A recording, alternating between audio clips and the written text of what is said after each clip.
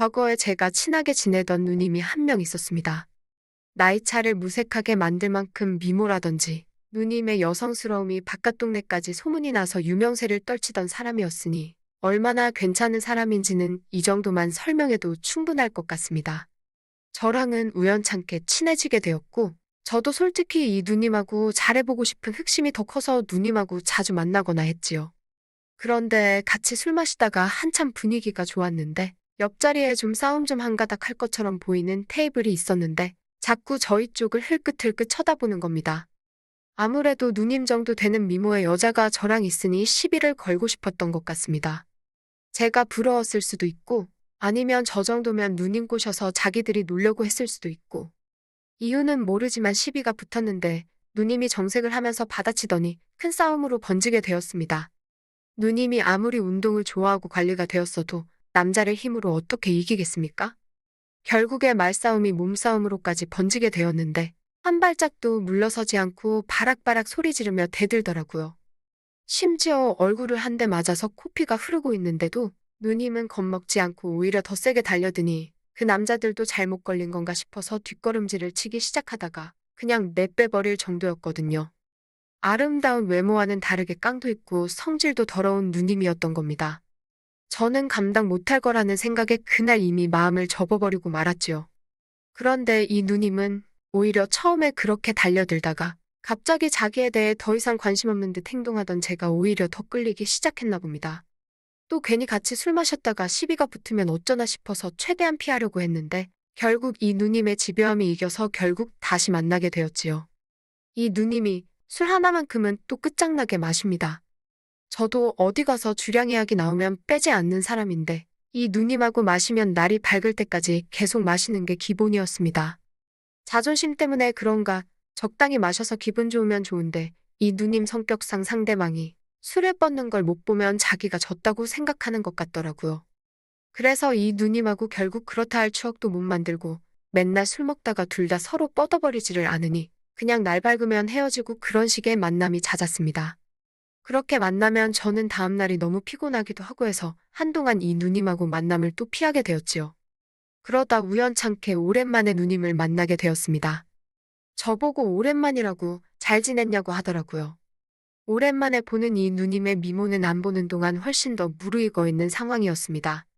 무더운 여름이 돼서 보니 여름은 여름 나름대로 이 누님의 자신감이 돋보이는 패션 덕분에 시선을 위로 향해야 할지 아래로 향해야 할지 싶더군요. 또 만나자마자 술을 마시기 시작했는데 옛날 이야기하면서 한두 잔 나누다 보니 벌써 새벽 2시가 돼버리더군요. 어차피 이 누님은 술을 더 마셔봐야 취하지 않을 텐데 그게 무슨 의미가 있겠나 싶어서 그냥 제가 술 취한 척하고 일찍 들어가 봐야겠다는 식으로 나왔습니다.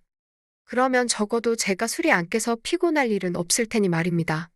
그런데 누님은 왜 벌써 들어가냐고 하면서 오랜만에 보니까 술이 많이 약해졌다면서 저만큼 술 마시는 사람도 찾기가 힘들다고 정 피곤하면 장소를 바꿔서 마시자고 하더군요. 그러면서 누님이 혼자 사는 원룸에서 더 마시다가 정 힘들면 거기서 자고 가라고 하는 겁니다. 처음엔 더 마셔봤자 끝이 안 날 술자리일 텐데 무슨 의미인가 싶다가 생각해보니까 장소가 누님이 혼자 사는 원룸이라면 이야기가 다르지 않나 싶었지요.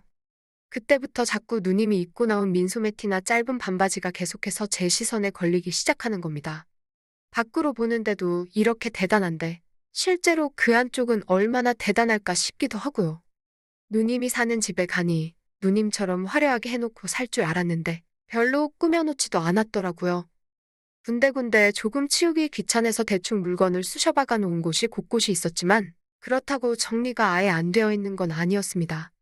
거실 겸 주방에 두 사람이 마주 앉으면 꽉 차는 식탁에서 같이 술을 마시고 있었습니다. 그런데 누님 등 뒤로 해서 누님의 방이 시야 안에 들어왔는데 사람 겨우 하나 누워서 잘 법한 침대가 보이더라고요. 그러다 이거 오늘이 결전의 날이다 싶어서 누님한테 곧바로 한마디 던졌습니다. 누님, 침대가 작은데 두 사람이 저기 누울 수 있어요? 라고 말이지요. 그런데 누님이 의미심장한 미소를 지으면서 미쳤냐고?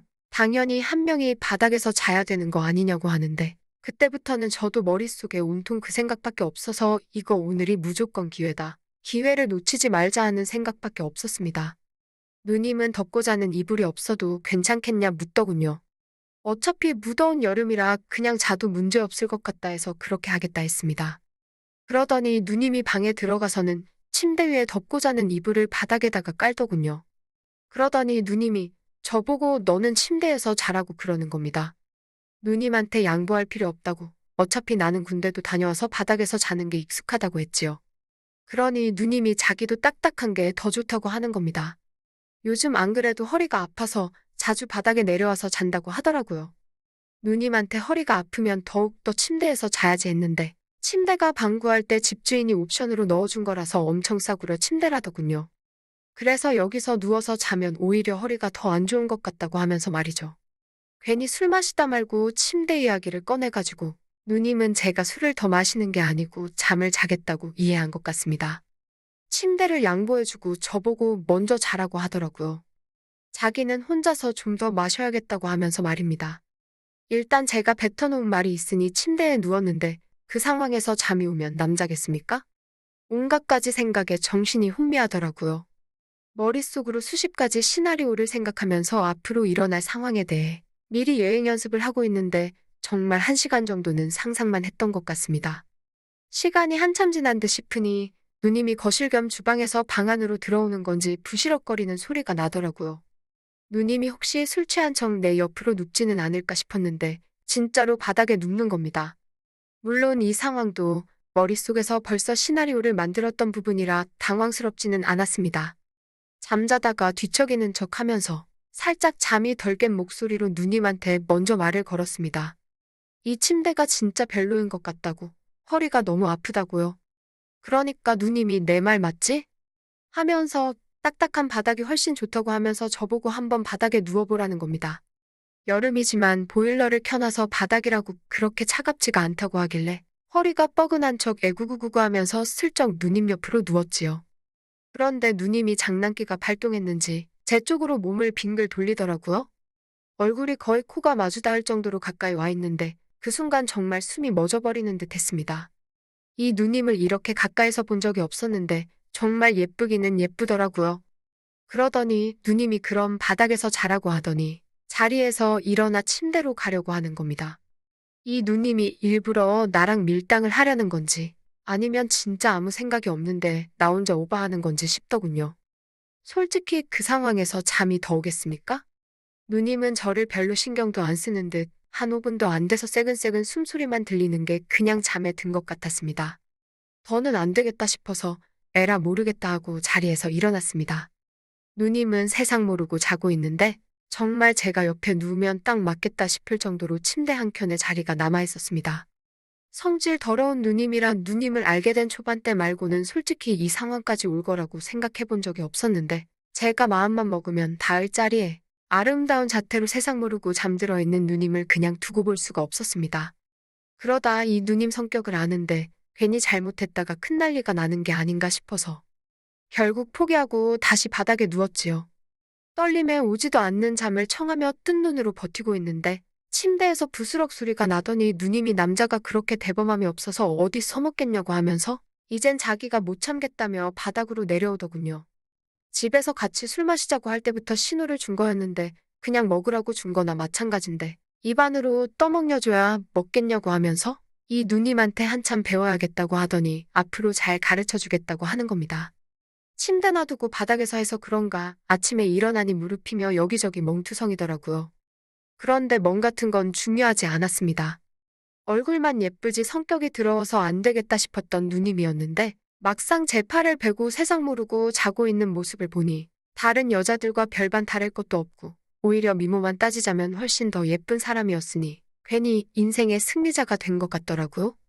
제 예상대로 누님이 주변에 누님하고 어떻게 해보려는 남자들이 많은데 오히려 제가 그때 일찍 누님에 대한 마음을 접어서 그게 의외로 누님한테는 자존심이 상하는 일이었나 봅니다. 그래서 누님도 은근히 계속 제가 누님을 좋아하도록 마음을 돌리고 싶었던 것이었고 그러다 이런 기회까지 생기게 된 거지요. 그날 이후로 누님하고는 연애를 시작하게 되었습니다만 누님에서 내 애인이 되었다고 해서 그 성격이 어디 가는 게 아니더라고요. 사소한 일에도 사람을 잡아먹을 듯 싸움을 거니 솔직히 성격 차이가 너무 심해서 만남을 오래 이어갈 수는 없었어요. 누님이 순종적일 때는 딱 둘이서 같이 시간을 보내는 밤, 그 시간 말고는 없었습니다. 그것만 두고 보고 살자니 솔직히 누님 성격을 제가 이겨먹을 수도 없을 것 같고 아무래도 안 되겠다 싶어서 헤어지게 되었습니다. 제 인생을 돌이켜보면 아직도 그 누님보다 아름다운 여자는 제 역사에 없습니다. 누님하고 데이트 다닐 때도 기고만장해져서 어깨에 힘 좀 주고 다녔는데 그런 부분이 못내 아쉽기는 하군요. 그래도 그 누님도 이제 나이도 먹었고 시집도 진작에 갔을 텐데 그 성질 죽이면서 잘 지내고 있는지 아니면 결혼을 해서 남편도 저한테 했듯이 휘어잡고 살고 있을런지 그거 하나는 궁금하긴 하네요.